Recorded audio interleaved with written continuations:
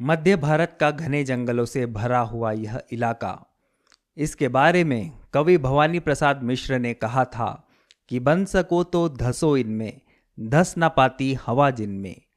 आज आपको यकीन नहीं होगा, पर इन्हीं जंगलों में कभी महान गोंड साम्राज्य हुआ करता था। नमस्कार दोस्तों, मैं हूं पीयूष और आपका स्वागत है मालवा डायरी हिस्ट्री चैनल पे। आज हम मध्यकालीन मालवा के पड़ोसी राज्य गोंडवाना के विषय में चर्चा करेंगे। गोंडवाना, जैसा कि नाम से ही स्पष्ट है, गोंड लोगों की भूमि। गोंडवाना का विस्तार उत्तर में पन्ना से दक्षिण में दक्कन तक रहा, वहीं पश्चिम में मालवा की सीमा से पूर्व में छत्तीसगढ़ के अंतिम छोर तक।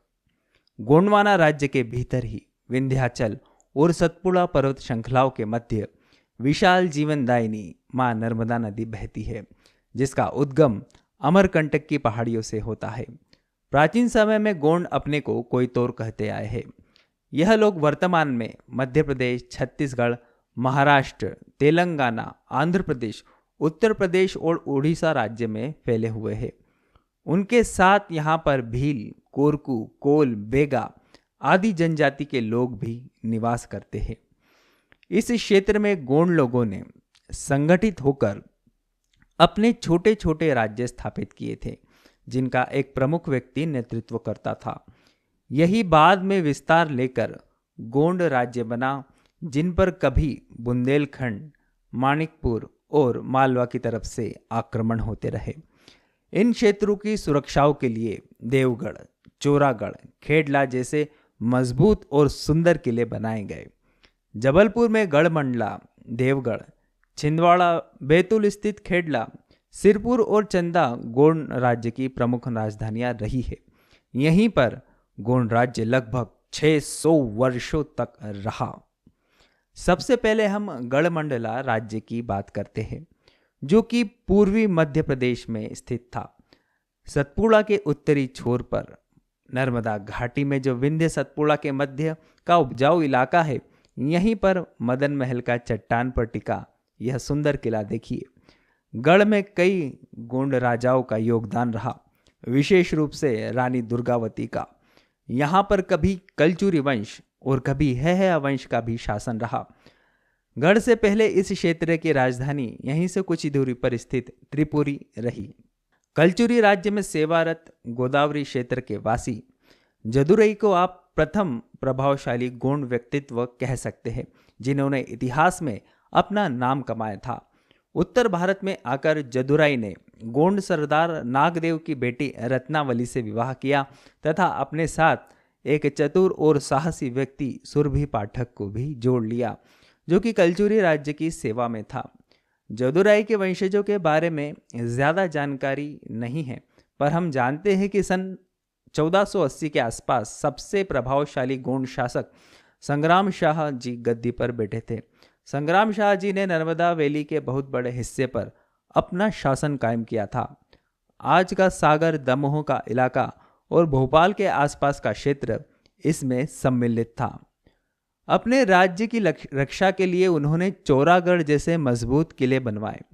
राजा संग्राम शाह ने एक सुंदर तालाब और मंदिर का भी निर्माण करवाया था।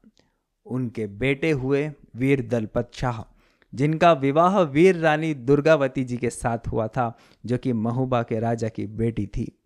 दुर्भाग्य से शादी के कुछ वर्षों के पश्चात ही राजा दलपत शाह जी की मृत्यु हो गई। इस समय रानी दुर्गावती जी के साथ उनका 3-4 वर्ष का है बालक वीर नारायण ही रह गया था। अब रानी दुर्गावती जी के हाथ में अपने राज्य और उसके भावी राजा वीर नारायण की जिम्मेदारियां थीं।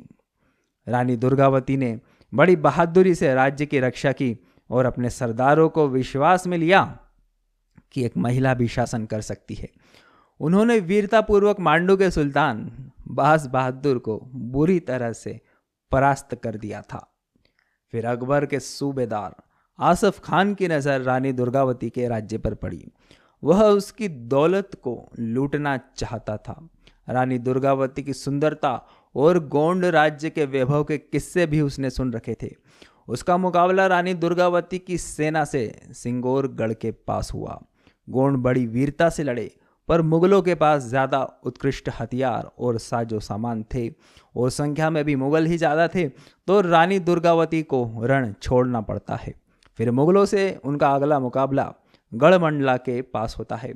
इस युद्ध में भी मुगलों का ही पलड़ा भारी सिद्ध हुआ और रानी दुर्गावती युद्ध लड़ते लड़ते घायल हो जाती है।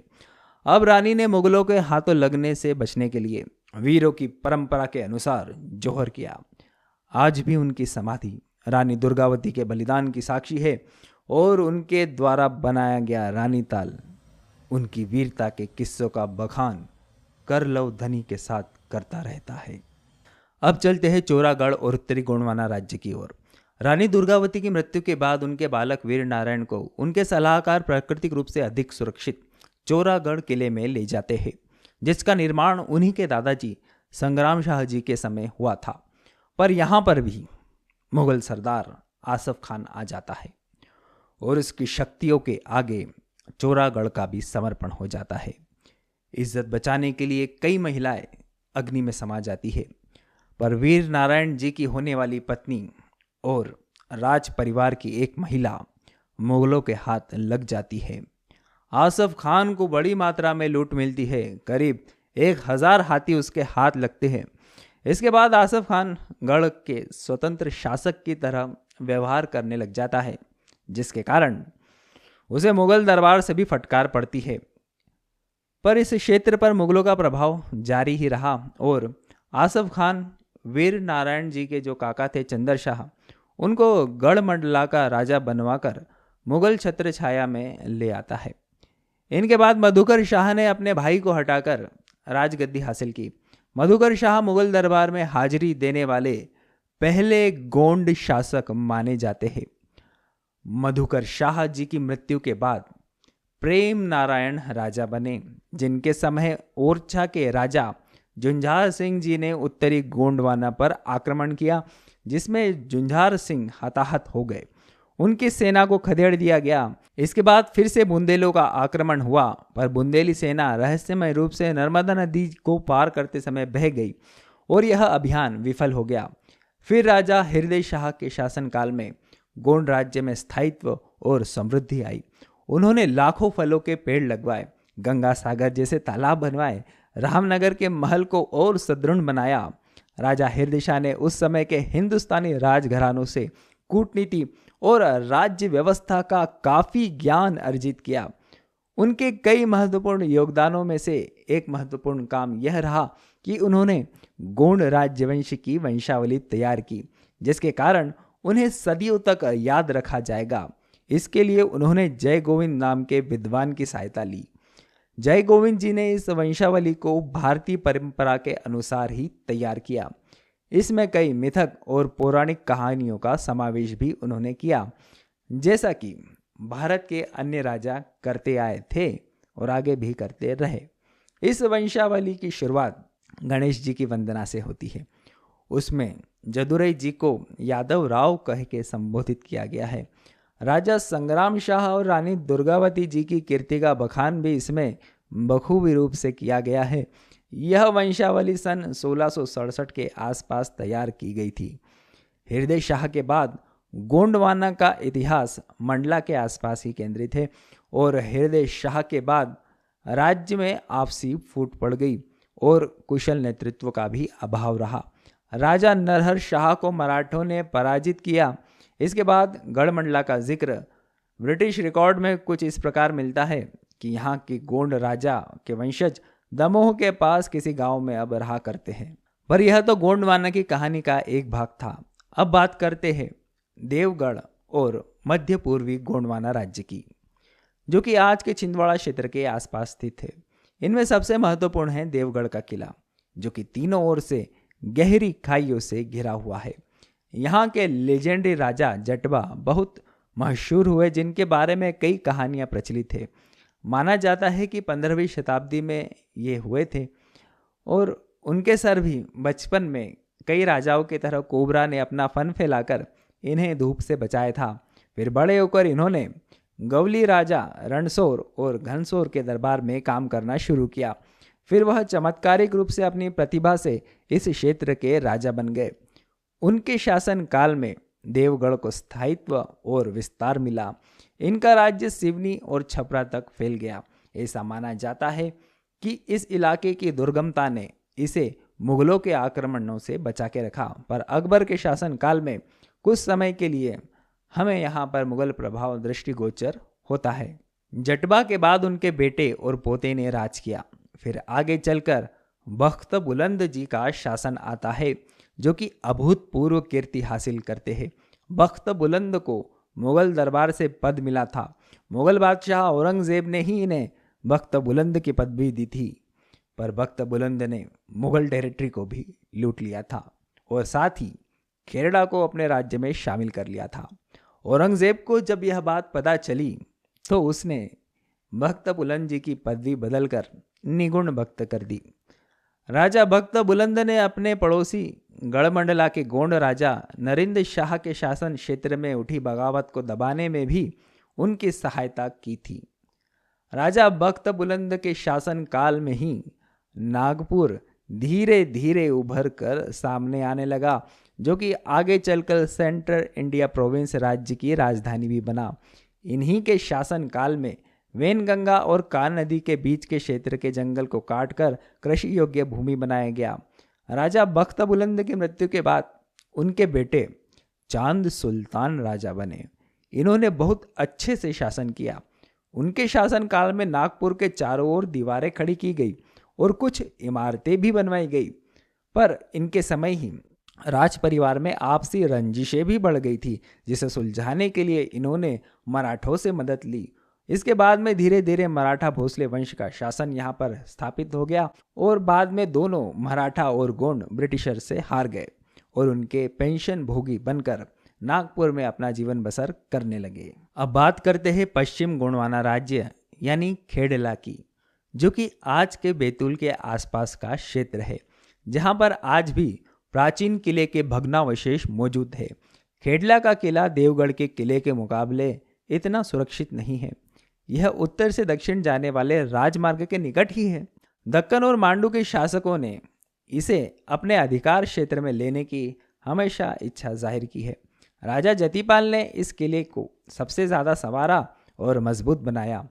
जतिपाल जी के बाद राजा नरसिंह राय आए, जिन्हें खेड़ला पर शासन करने वाला आप प्रथम गोंड शासक भी कह सकते हैं। इनका समय 14वीं शताब्दी के आसपास का माना जाता है। उनके शासन काल में खेड़ला का विस्तार ग्वालगढ़ और चिकलदा के किले तक हुआ। इनकी एलिचपुर के नवाब से बेरार में लड़ाई हुई। एलिचपुर के नवाब ने पहले खेड़ला के क्षेत्र में आक्रमण किया और खेड़ला के किले की घेराबंदी कर ली और राजा नरसिंह राय के लड़के को भी कैद कर लिया। फिर राजा नरसिंह राय को फिरोज शाह से संधि करनी पड़ी और अपनी बेटी फिरोज शाह जी के हरम में देनी पड़ी। अब एलिचपुर के नवाब से तो संधि हो गई थी, पर मांडू के सुल्तान होशंग शाह अब भी मुसीबत बना हुआ था। एक बार जब होशंग शाह दक्कन में एक असफल अभियान से वापस लौट रहा था, तब नरसिंह शाह जी ने उसका पीछा किया और उसे बर्बाद कर दिया, जिसका बदला लेने के लिए होशंग शाह ऐसा मौका ढूंढ रहा था कि जब एलिचपुर के नवाब के साथ नरसिंह राय गुजरात की मुहिम पर गए थे, तब होशंग शाह ने फायदा उठाकर खेड़ला पर कब्जा कर लिया। बाद में एलिचपुर के नवाब ने इसे जीतकर मुगल राज्य में मिला लिया। फिर जब मुगल शासन का प्रभाव इस क्षेत्र में कम हुआ, तब देवगढ़ के गोंड शासक बख्त बुलंद ने इस क्षेत्र पर कब्जा कर लिया और यह तब तक गोंड राज्य का हिस्सा रहा जब तक कि मराठों का इन्फ्लुएंस इस क्षेत्र पर कायम न हुआ। इस राज्य पर गोंड शासकों के रिकॉर्ड हमें बहुत कम मिलते हैं। तो अब बात करते हैं दक्षिणी गोंडवाना यानी कि चंदा गोंड क्षेत्र की। सतपुड़ा के दक्षिण में कभी इस क्षेत्र पर वाकाटक शासकों की नगरी भद्रावती फली फूली। गोदावरी से महानदी तक यह साम्राज्य था। फिर बौद्ध मत का प्रभाव इस क्षेत्र में देखने को मिला। इस क्षेत्र पर नागवंशी बेड़ागर के राजाओं का भी प्रभाव परिलक्षित होता है। यहाँ पर कोलभील नामक एक वीर पुरुष के बारे में हमें काफ़ी सुनने को मिलता है, जिन्होंने गोंड लोगों को संगठित किया और उसके बाद भीमबल्लाल शाह राजा के समय गोंड राज्य का वास्तविक उदय हुआ, ऐसा कह सकते हैं। वर्धा नदी के किनारे उनकी राजधानी सिरपुर थी। मणिकपुर पर इनका मजबूत किला रहा है। 8 पीढ़ियों तक इन्होंने सिरपुर पर राज्य किया। इनके कुछ पीढ़ी बाद राम सिंह और उनके पुत्र सूरज बल्लाल सिंह यहाँ के शासक बने, जो कि इतिहास में बहुत प्रसिद्ध हुए। इन्होंने वाराणसी तथा लखनऊ की यात्राएं की। मुगल बादशाह ने इन्हें गिरफ्तार करने का आदेश भी जारी किया, पर उनको सूरज बल्लाल सिंह ने बड़े अच्छे से छकाया। यहाँ उनके वफादार जबरा को जब यह बात पता चली तो वह गोंड लोगों को इकट्ठा कर अपने राजा को मुक्त कराने दिल्ली की ओर चल पड़ा। पर दिल्ली में परिस्थितियां अब बदल चुकी थी। दिल्ली के बादशाह ने सूरज बल्लाल सिंह को अपने एक विद्रोही के दमन के लिए चुन लिया था, और जब जबरा अपनी गोंड सेना संग दिल्ली के पास पहुंचा तो तब उसे यह बात पता चली, और वह भी अपने राजा के संग हो लिया, और उन्होंने उस विद्रोही राजा का सफलतापूर्वक दमन भी कर दिया। तब दिल्ली के बादशाह ने उन्हें शेर शाह की उपाधि दी, और इसके बाद वह सिंह की जगह शाह लगाने लगे। हालांकि इस कहानी पर इतिहासकारों के अलग अलग मत हैं। सूरज बल्लाल शाह जी के निधन के बाद उनके बेटे कंदकिया बल्लाल शाह राजा बने, पर ज्यादातर समय वह बीमार ही रहे। तब राजा कंदकिया की रानी ने अपनी राजधानी को और सुरक्षित स्थान पर ले जाने का निश्चय किया, और बल्लालगढ़ का यह किला वर्धा नदी के बाईं ओर बनाया गया। फिर प्रचलित कहानी के अनुसार एक बार अपनी यात्रा के दौरान उन्होंने एक कुंड में स्नान किया और उनकी सारी बीमारियां दूर हो गई। वहां उन्हें पवित्र गाय के पैरों के निशान भी मिले। उन्होंने जब यह बात पता लगाई तो उनको पता चला कि यहाँ भगवान अचलेश्वर का पवित्र स्थान रहा है। भगवान अचलेश्वर ने उन्हें सपने में आकर एक मंदिर बनाने की प्रेरणा भी दी थी, और इसी तरह के कई पवित्र संकेत उन्हें यहाँ मिलते चले गए, जिसके कारण राजा कंदकिया बल्लाल शाह ने अपनी राजधानी अचलेश्वर मंदिर के पास ही बसाने का निश्चय किया, और फिर यहाँ एक मजबूत किले का निर्माण शुरू किया। इसे ही चंदा यानी कि चंद्रपुर कहा गया। इनके बाद राजा हीर शाह गद्दी पर बैठे। उन्होंने यहाँ के जंगलों को कटवाकर खेती योग्य जमीन तैयार करवाई। साथ ही उन्होंने सिंचाई के लिए कई सारे तालाबों का निर्माण भी करवाया। राजा हीर शाह के समय यह क्षेत्र कभी किसी बाहरी राजा के अधीन नहीं रहा। उनके बेटे भूमा और लोकबा ने संयुक्त रूप से शासन चलाया। इसके बाद राजा करण शाह का शासनकाल आया। इनकी भगवान शिव और धर्म में बड़ी आस्था थी। इन्होंने कई मंदिर बनवाए तथा पुराने मंदिरों का जीर्णोद्धार भी किया। उनके समय न्याय व्यवस्था पर बहुत ध्यान दिया गया। बेरागढ़ को भी चंदा राज्य में शामिल कर लिया गया। चंदा राज्य देवगढ़ की सीमा के अंदर भी पहुंच गया था। देवगढ़ और चंदा के बीच हुए युद्ध का भी जिक्र हमें मिलता है। यहाँ मैं आपसे इस राज्य से संबंधित एक दिलचस्प विवाह के किस्से का भी जिक्र करता चलूं। चंदा के राजा बीर शाह ने देवगढ़ के दुर्गपाल को अपनी बेटी ब्याही थी, पर दुर्गपाल को वह राजकुमारी बदसूरत लगी और उसने उसका अपमान किया। जब यह बात बीर शाह को पता चली तो उन्होंने दुर्गपाल का शीश मां काली को चढ़ाने का प्रण किया, और आखिरकार बीर शाह ने इस प्रण को पूरा भी किया। आप चंदा में महाकाली मंदिर के प्रांगण में आज भी एक शीश बना हुआ देख सकते हैं, जो कि दुर्गपाल का ही माना जाता है। बीर शाह की मृत्यु भी दुर्भाग्यपूर्ण तरीके से हुई, और उनके दूसरे विवाह के वक्त ही इनकी मृत्यु हुई। इनके बाद भी कई गोंड शासक हुए। मराठा शासक रघुजी भोसले के अधीन आने के वक्त गोंड शासक राम शाह और उनके बेटे नीलकंठ शाह थे।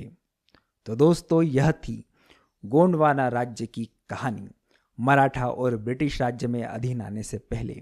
यदि आप कहोगे तो गोंड शासक मराठा राज्य और फिर उसके बाद ब्रिटिश राज्य के अधीन कैसे आए और उस समय इस राज्य की क्या परिस्थितियां रही, तो उस पर भी एक वीडियो बना दूंगा। पर इसके लिए आपको कमेंट करना पड़ेगा और इस वीडियो को ज़्यादा से ज़्यादा लोगों तक शेयर भी करना पड़ेगा। तो आज के लिए इतना ही। फिर मुलाकात होगी आपसे किसी और वीडियो में। तब तक के लिए इजाज़त दीजिए। नमस्कार।